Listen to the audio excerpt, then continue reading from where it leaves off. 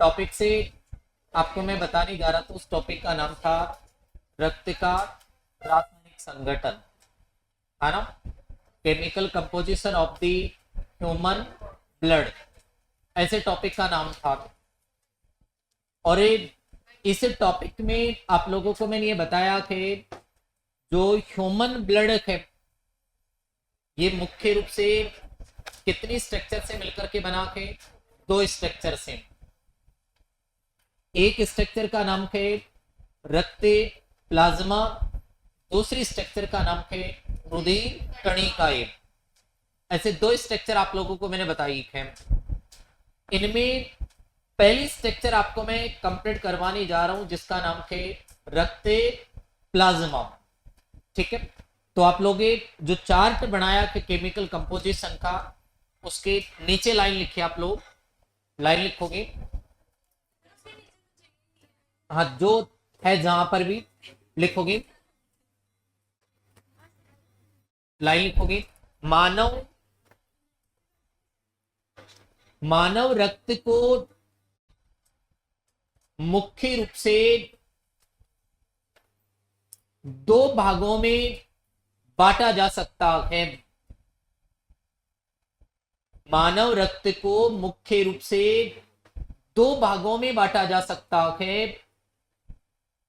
पहले दोनों भागों के नाम लिखोगे।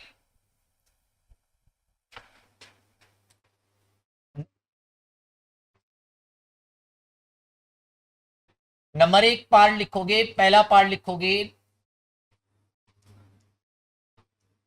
रक्त प्लाज्मा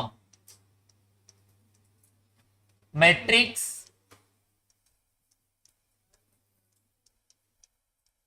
नंबर दो भाग का नाम लिखोगे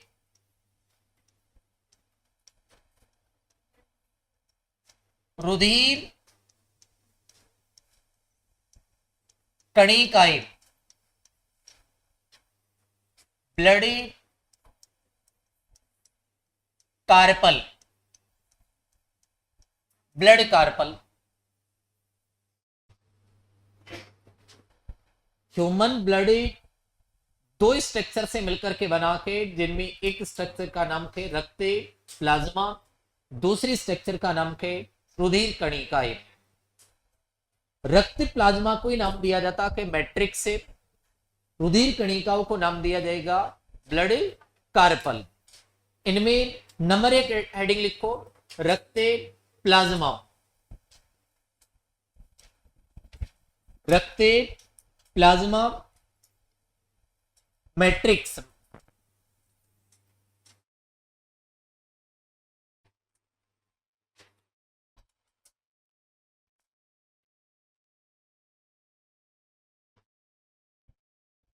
देखो पहले इसका जनरल जानकारी क्या है, मैट्रिक्स क्या है, इसके डिटेल्स को सुनना है। पहले पहला लाइन तो ये है, जो मैट्रिक्स है संपूर्ण रक्त का प्रतिशत भाग। और ये संपूर्ण रक्त का प्रतिशत भाग है कितना? 55%। कितना है? 55% है। नेक्स्ट आपको मैंने बताया कि रक्त प्लाज्मा, रक्त प्लाज्मा का निर्माण फॉर्मेशन ऑर्गन, और इसका निर्माण अंग के यकृत व लस्सी का अंग। यकृत व लस्सी का अंग। नेक्स्ट लाइन, रक्त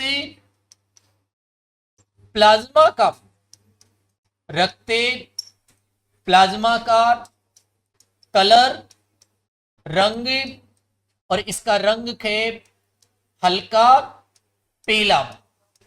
और हल्का पीला रंग किसकी वजह से है? यूरोबिलिनोजन के कारण। यूरोबिलिनोजन के कारण इसका कलर कैसा है? हल्का पीला। नेक्स्ट है अगला लाइन है रक्त प्लाज्मा का पीएच मान, और इसका पीएच मान है वही 7.3 से 7.4, मतलब प्रकृति, हल्की, क्षारीय, ये इसका नेचर है। ठीक है, मतलब जैसा ब्लड का नेचर है वही रक्त प्लाज्मा का नेचर है। ठीक है, नेक्स्ट जो ब्लड प्लाज्मा है, रक्त प्लाज्मा, रक्त प्लाज्मा में मुख्य रूप से दो प्रकार के, मुख्य रूप से दो प्रकार के पदार्थ पाए जाते हैं। कितने प्रकार के? दो प्रकार के पदार्थ पाए जाते हैं, जिनमें एक का नाम है अकार्बनिक पदार्थ, जिनमें एक का नाम क्या है? अकार्बनिक पदार्थ, दूसरे का नाम है कार्बनिक पदार्थ। एक का नाम है अकार्बनिक पदार्थ और दूसरे का नाम है कार्बनिक पदार्थ। ऐसे दो मटेरियल यहां प्रेजेंट है इसमें। ठीक है, देखो यहां मैंने जनरल डिटेल बताई कि उसमें सुनना के पहले यहां से मोस्ट इंपोर्टेंट क्वेश्चन से भी है जो एग्जाम्स में पूछे भी जा सकते हैं। पहला क्वेश्चन तो यही बढ़ता है जो रक्त प्लाज्मा के, इसी का नाम क्या है? मैट्रिक्स है। ऐसा क्वेश्चन आपकी जेटी एग्जाम्स में भी पूछा गया था, है ना। नेक्स्ट सुनना भी, जो संपूर्ण रक्त है उसका रक्त प्लाज्मा कितना प्रतिशत होता है? 55%। कितना? 55% है। नेक्स्ट इंपोर्टेंट लाइन है जो एग्जाम्स में पूछी जा सकती है, जो रक्त प्लाज्मा की इसका निर्माण अंग कौन है? यकृत व लस्सी का अंग यहां पर बढ़ता है ये। इसके बाद में रक्त प्लाज्मा का कलर कैसा है? हल्का पीला। किसकी वजह से? यूरोबिलिनोजन के कारण। किसके कारण? यूरोबिलिनोजन के कारण। इसके बाद में सुनना है रक्त प्लाज्मा का पीएच मान क्या है? 7.3 से 7.4, मतलब प्रकृति, हल्की, क्षारीय। इसके बाद में नेक्स्ट लाइन है रक्त प्लाज्मा में मुख्य रूप से कितने प्रकार के मटेरियल पाए जाते हैं? दो प्रकार के। पहला मटेरियल अकार्बनिक पदार्थ, दूसरा मटेरियल कार्बनिक पदार्थ। पहले इस डिटेल्स को उतारिए आप लोग।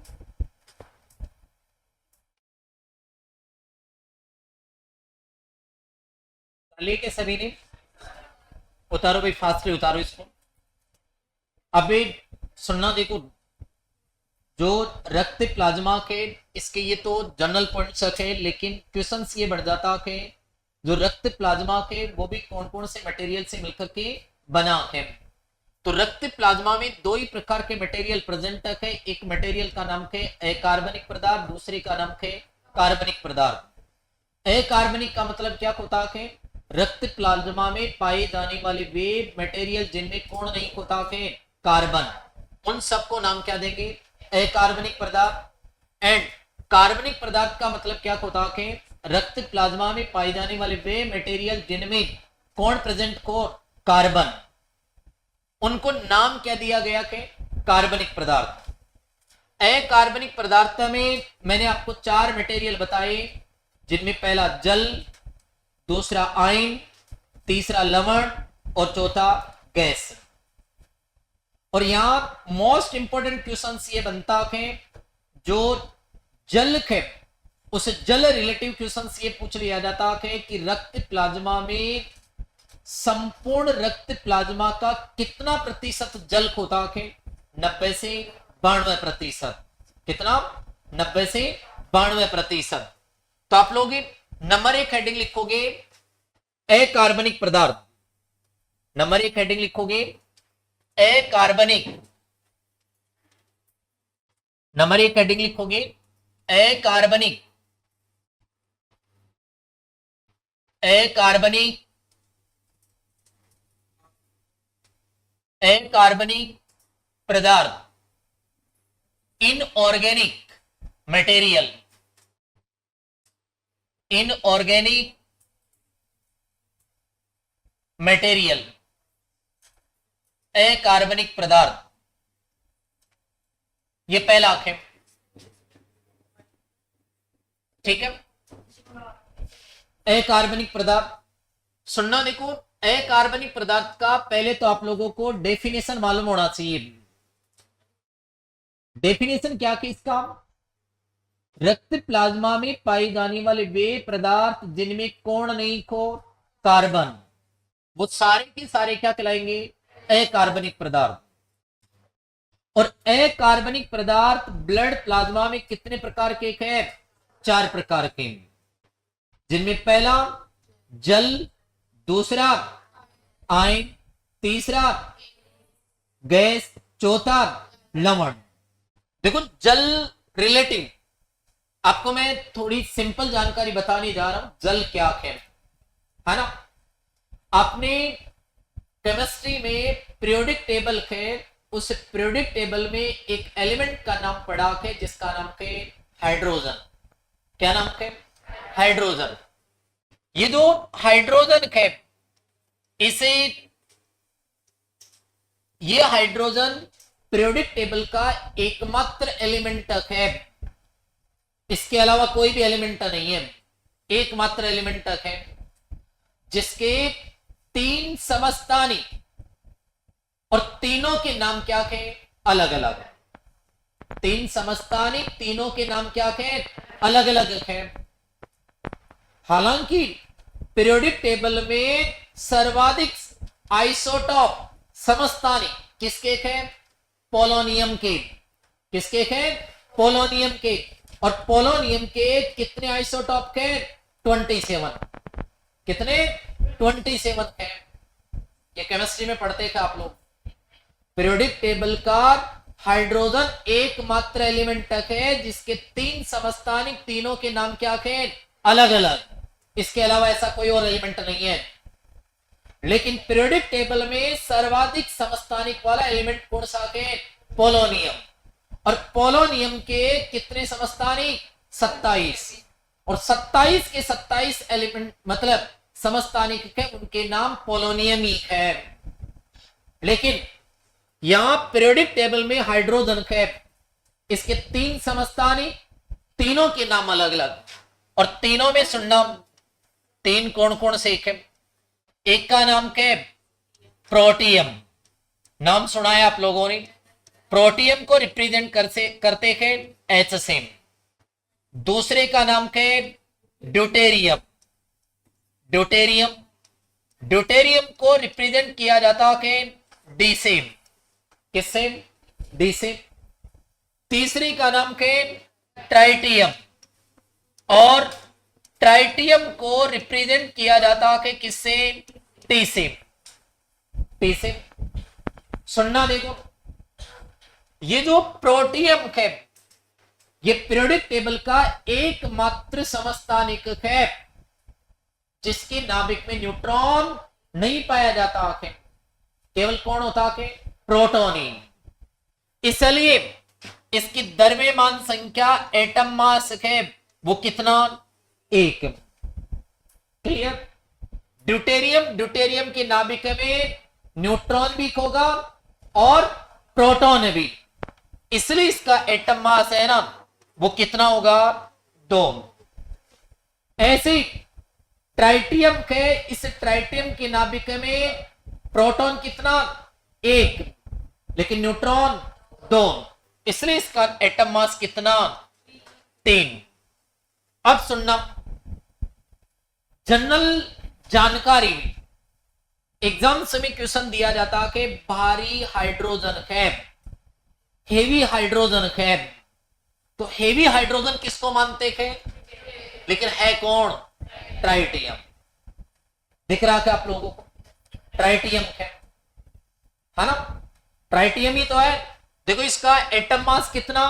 1, इसका एटम मास 2, इसका एटम मास 3, तो हेवी कौन हुआ? ट्राइटियम। लेकिन सुनना, इस प्रोटियम को वायु की उपस्थिति में जलाया जाता है तो क्या बनता है? H2O, सामान्य जल, है ना? इसे ड्यूटेरियम को वायु की उपस्थिति में जलाया जाता है तो क्या बनता है? D2O, deuterium oxide. एंड इस ट्राइटियम को वायु की उपस्थिति में जलाया जाता है तो क्या बनता है? मतलब T2O, ट्राइटियम ऑक्साइड। क्लियर? अब सुनना, इसे जल का एटम मास देखा जाए तो देखो, एक प्रोटियम, उसका एटम मास कितना? एक। यहां कितने के? दो। तो दो के लिए कितना हो जाएगा? दो। साथ में कौन के? ऑक्सीजन। और ऑक्सीजन का एटम मास कितना? 16। 8 तो एटम नंबर है, तो टोटल कितना हुआ? 18। 18 एटम मास। ऐसे ड्यूटेरियम के लिए देखो, एक ड्यूटेरियम का एटम मास कितना? 2। 2 के लिए कितना? 4। 2 के लिए कितना? 4। और ऑक्सीजन का कितना? 16। टोटल कितना? 20। ऐसे ट्राइटियम के लिए देखिए, एक ट्राइटियम के लिए एटम मास कितना? 3। 2 के लिए कितना? 6। 6 प्लस 16 टोटल कितना? 22। बताओ इनमें हेवी वाटर कौन है? Tritium oxide. लेकिन मानते किसको है? ड्यूटेरियम ऑक्साइड को। क्यों? ऐसे ही रीजन है। रीजन सुन लो भाई, यहां से भी इंपॉर्टेंट क्वेश्चन बता रहा हूं जो कि एग्जाम में पूछा हुआ क्वेश्चन है ना। पीरियोडिक टेबल का सबसे हल्का रेडियो एक्टिव समस्थानिक कौन है? ट्राइटियम। इंपॉर्टेंट है भाई, इससे हल्का कोई सा भी नहीं है। रेडियो सक्रिय। रेडियो सक्रिय का मतलब क्या है? रेडियो सक्रिय का मतलब है ये मटेरियल रखा हुआ है और इस पर सूर्य का प्रकाश आपतित होता है, तो ये सूर्य के प्रकाश की उपस्थिति में खुद जलेगा और जल करके अल्फा बीटा गामा किरणें उत्पन्न करता है और जल करके क्या हो जाता है? नष्ट। अर्थात ये नेचर में क्या नहीं है? प्रेजेंट। क्यों नहीं है? क्योंकि ये खुद क्या है? रेडियो एक्टिव है। तो इसकी अनुपस्थिति में हेवी वाटर कौन है? Deuterium oxide. ये रीजन सक है। तीनों ही जल है, ये भी जल है, ये भी जल है और ये भी जल है। ये बढ़ता नहीं है। क्यों नहीं बढ़ता है? क्योंकि ट्राइटियम है वो खुद कौन है? रेडियो एक्टिव है। और रेडियो एक्टिव होने की वजह से नेचर में क्या नहीं है? प्रेजेंट नहीं है। और प्रेजेंट नहीं है तो ट्राइटियम ऑक्साइड कैसे बढ़ेगा? बढ़ेगा ही नहीं। बढ़ेगा नहीं तो इसकी अनुपस्थिति में हेवी वाटर कौन हो जाएगा? Deuterium oxide. इंटरबेस की क्वेश्चन है ये बेसिक केमिस्ट्री है, ये बेसिक। ठीक है, पूछ लेता कि भाई इसी को क्यों माना, इसको क्यों नहीं, जबकि रियल में होना चाहिए ये। तो रीजंस मैंने बताया है और यहां से एग्जाम्स में क्वेश्चंस भी कर लिया गया है कि पीरियोडिक टेबल का सबसे हल्का रेडियो एक्टिव समस्थानिक कौन सा है? ट्राइटियम। कौन है? ट्राइटियम। और वैसे ओवरऑल सबसे हल्का समस्थानिक माना जाए तो बोलो प्रोटियम। प्रोटियम है। ओवरऑल यदि जनरल माने तो सबसे हल्का कौन? प्रोटियम। और रेडियो एक्टिव सबसे हल्का पूछे तो ट्राइटियम। ये सामान्य जल है, ये भारी जल है। इसको भारी जल नहीं मानेंगे। क्यों नहीं मानेंगे? क्योंकि ये बढ़ता ही नहीं है। क्लियर? तो मैंने ये डिटेल आई है तो उसके आधार पर आपको नॉलेज के रूप में बता दिया है मैंने कि कौन सामान्य जल है। जनरली कैंडिडेट्स को ये पता नहीं चल पाता है कि जल, ऐसे क्वेश्चन देता है जल को जलाएंगे तो क्या बनेगा, सॉरी हाइड्रोजन को जलाएंगे तो क्या बनेगा? बताओ। H2O। जल बनेगा। हाइड्रोजन को जलाएंगे तो क्या बनेगा? जल बनेगा, H2O। अटपटी बात लगती है। कि जलाने पर ही जल बन गया। तो जलाने पर ही तो बन रहा है ऑक्सीजन की उपस्थिति में। देखो ऑक्सीकृत हो रहा है, और ऑक्सीकृत हुआ तो क्या बना? जल बना। और ये जल मैंने आपको बताया कि टोटल प्लाज्मा का कितना परसेंट? 90 से 92%। 90 से 92% है। टोटल बॉडी की बात करें तो टोटल बॉडी का जल कितना परसेंट? 60 से 70%। आपकी बॉडी का वेट 100 किलोग्राम है, तो 60 से 70 किलोग्राम कौन होगा? जल। जल है। ये केमिकल कंपोजिशन है, बॉडी का केमिकल कंपोजिशन है।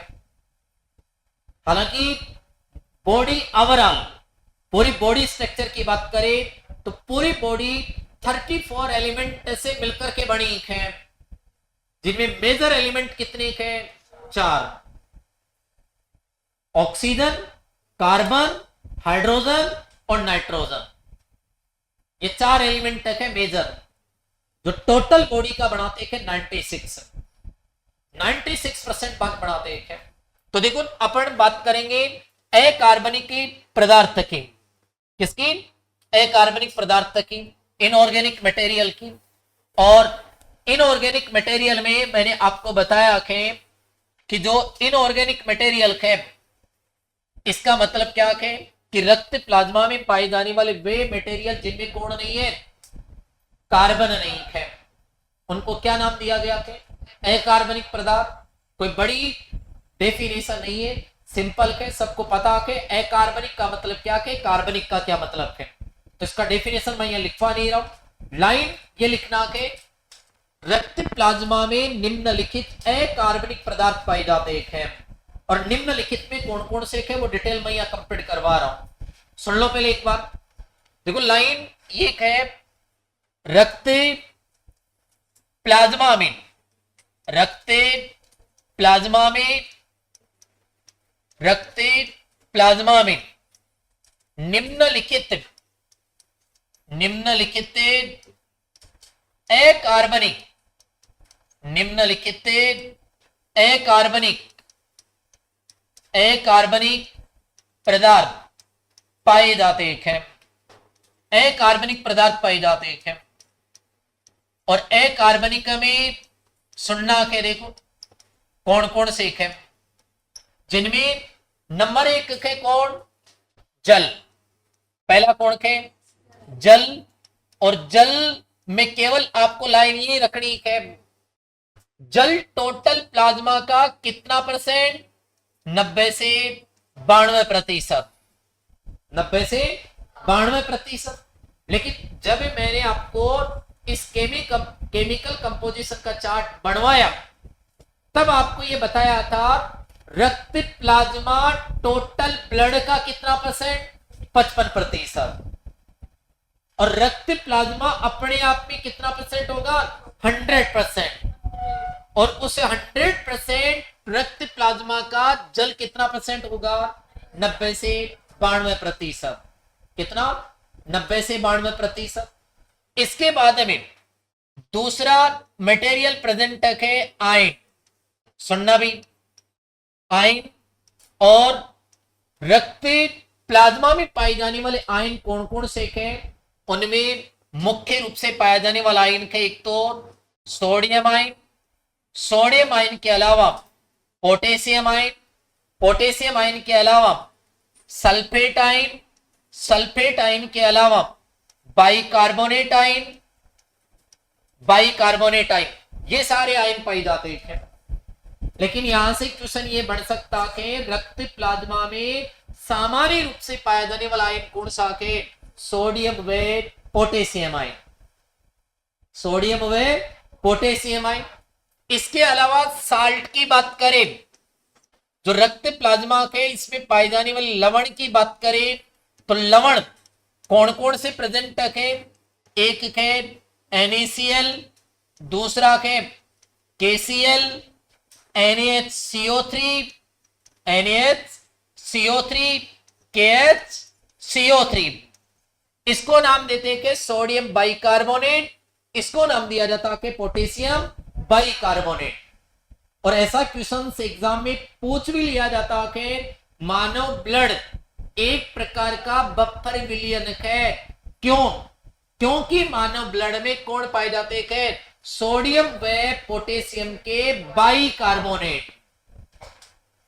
सोडियम व पोटेशियम के क्या पाए जाते हैं? बाइकार्बोनेट पाए जाते हैं। इसलिए मानव ब्लड को नाम क्या दिया गया कि बफर विलयन, बफर सॉल्यूशन नाम देते हैं। ठीक है। नंबर 4 मटेरियल जो प्रेजेंट है, उस नंबर 4 मटेरियल का नाम है गैस। और मानव ब्लड प्लाज्मा में पाई जाने वाली गैसों में एक तो के CO2, ऑक्सीजन, नाइट्रोजन, ये सारी गैसें प्रेजेंट हैं। एक मटेरियल कंप्लीट हो गया है। देखो मोस्ट इंपोर्टेंट क्वेश्चन दो बने थे इस डिटेल से जो आपको याद रखने हैं। पहला क्वेश्चन तो ये बन गया कि रक्त प्लाज्मा का जल कितना %? 90 से 92%। दूसरा इंपॉर्टेंट क्वेश्चन ये बना के मानव ब्लड एक प्रकार का बफर विलयन है। क्यों? क्योंकि मानव ब्लड में कौन पाया जाता है? सोडियम व पोटेशियम के बाइकार्बोनेट। ये आपको याद रखना है। मोस्ट इंपॉर्टेंट दो ही क्वेश्चंस बने हैं यहां, और दोनों क्वेश्चंस पूछे भी जा सकते हैं एग्जाम में, क्योंकि ऐसे क्वेश्चंस बने हुए हैं पहले भी। तो एक बार डिटेल्स को उतारिए आप लोग। देखो यहां जो मैंने बताया कि इनऑर्गेनिक मटेरियल, इसमें दो ही क्वेश्चंस आपको याद रखने के। पहला क्वेश्चन से जल टोटल प्लाज्मा का कितना %? 90 से 92%। दूसरा क्वेश्चन याद क्या रखो? मानव ब्लड एक प्रकार का बफर विलयन है। क्यों? क्योंकि मानव ब्लड में कौन पाया जाता है? सोडियम व पोटेशियम के बाइकार्बोनेट। दो मोस्टली क्वेश्चंस हैं। सेकंड, दूसरा हेडिंग लिखो भाई आप लोग। सेकंड,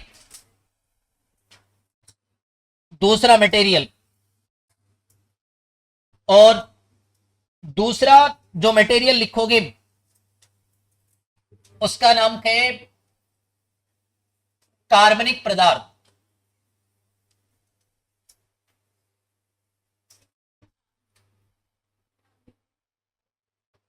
कार्बनिक पदार्थ, organic material.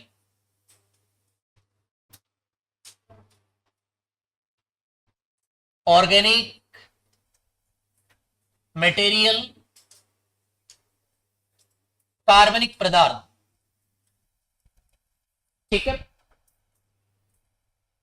Organic material, organic material का पहले देखो डेफिनेशन है। मतलब ब्लड प्लाज्मा में पाई जाने वाले वे पदार्थ जिनमें कौन हो? कार्बन, उनको नाम क्या देंगे? कार्बनिक पदार्थ। और ब्लड प्लाज्मा में कौन कौन सी कार्बनिक पदार्थ पाए जाते हैं उनके डिटेल्स यहां रीड करेंगे। ठीक है। तो देखो पहली लाइन है, रक्त प्लाज्मा में, रक्त प्लाज्मा में निम्नलिखित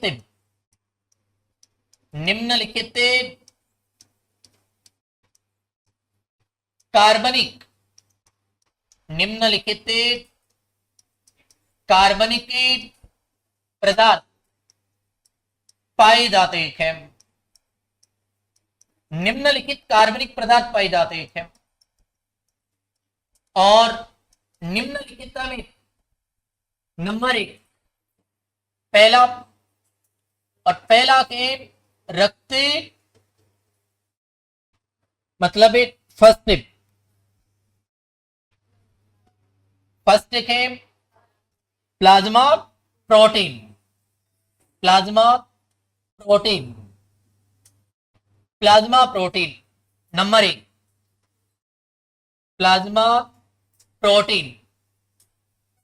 प्लाज्मा प्रोटीन में सुनना है, पहला लाइन तो ये है, संपूर्ण प्लाज्मा का संपूर्ण प्लाज्मा का प्रतिशत भाग, और संपूर्ण प्लाज्मा का प्रतिशत भाग का ये 6 से 8%।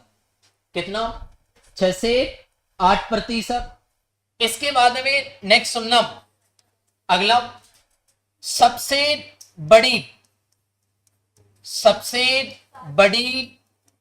सुनना के पहले, सबसे बड़ी प्लाज्मा प्रोटीन, और सबसे बड़ी प्लाज्मा प्रोटीन के वो कौन के? सबसे बड़ी प्लाज्मा प्रोटीन का नाम के एल्बुमिन। कौन के? एल्बुमिन। नेक्स्ट सबसे छोटी प्लाज्मा प्रोटीन, और सबसे छोटी प्लाज्मा प्रोटीन के फाइब्रिनोजन। कौन सी है? फाइब्रिनोजन। नेक्स्ट है सर्वाधिक मात्रा में प्लाज्मा प्रोटीन, सर्वाधिक मात्रा में प्लाज्मा प्रोटीन, और सर्वाधिक मात्रा में प्लाज्मा प्रोटीन के कौन सी? एल्बुमिन।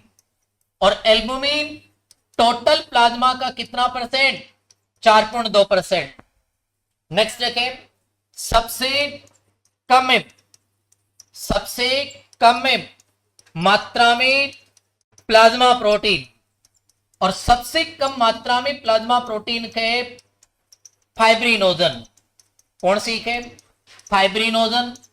और फाइब्रिनोजन का परसेंट वैल्यू है 0.03%। 0.03%। नेक्स्ट है रक्त प्लाज्मा में प्लाज्मा प्रोटीन को 3 श्रेणियों में बांटा गया है। 3 श्रेणियों में बांटा गया है। 3 श्रेणियों में, और 3 श्रेणियों की डिटेल नेक्स्ट में करेंगे। सुनना, देखो यहां से इंपॉर्टेंट क्वेश्चन बढ़ते हैं। मैंने आपको मटेरियल बताया कि कार्बनिक पदार्थ, और कार्बनिक पदार्थ में आप लोगों को यह बताया है कि जो रक्त प्लाज्मा है उसमें निम्नलिखित कार्बनिक पदार्थ पाए जाते हैं, जिनमें पहला कौन है? Plasma protein. पहली कौन है? Plasma protein. और प्लाज्मा प्रोटीन संपूर्ण प्लाज्मा का कितना प्रतिशत? 6 से 8%। कितना? 6 से 8%। सबसे बड़ी प्लाज्मा प्रोटीन पूछी जाए तो एल्बुमिन। सबसे छोटी प्लाज्मा प्रोटीन पूछी जाए तो फाइब्रिनोजन। सर्वाधिक मात्रा में प्लाज्मा प्रोटीन पूछी जाए तो एल्बुमिन, और सबसे कम मात्रा में प्लाज्मा प्रोटीन पूछी जाए तो फाइब्रिनोजन। एंड रक्त प्लाज्मा में प्लाज्मा प्रोटीन को कितनी श्रेणियों में बांटा गया है? 3 श्रेणियों में। कितनी श्रेणियों में? 3 श्रेणियों में। ऐसा क्वेश्चन एग्जाम में पूछा भी जा सकता है कि ब्लड प्लाज्मा में पाई जाने वाली प्लाज्मा प्रोटीन को कितनी श्रेणियों में डिवाइड किया गया है? 3 श्रेणियों में। 3 श्रेणियों में पहली श्रेणी की प्रोटीन है एल्बुमिन, दूसरी श्रेणी की प्रोटीन है ग्लोबुलिन, और तीसरी श्रेणी की प्रोटीन है फाइब्रिनोजन व प्रोथ्रोम्बिन। ये 3 श्रेणियां हैं, और इन तीनों श्रेणियों की डिटेल नेक्स्ट क्लास में। इसको उतार लीजिए आप लोग।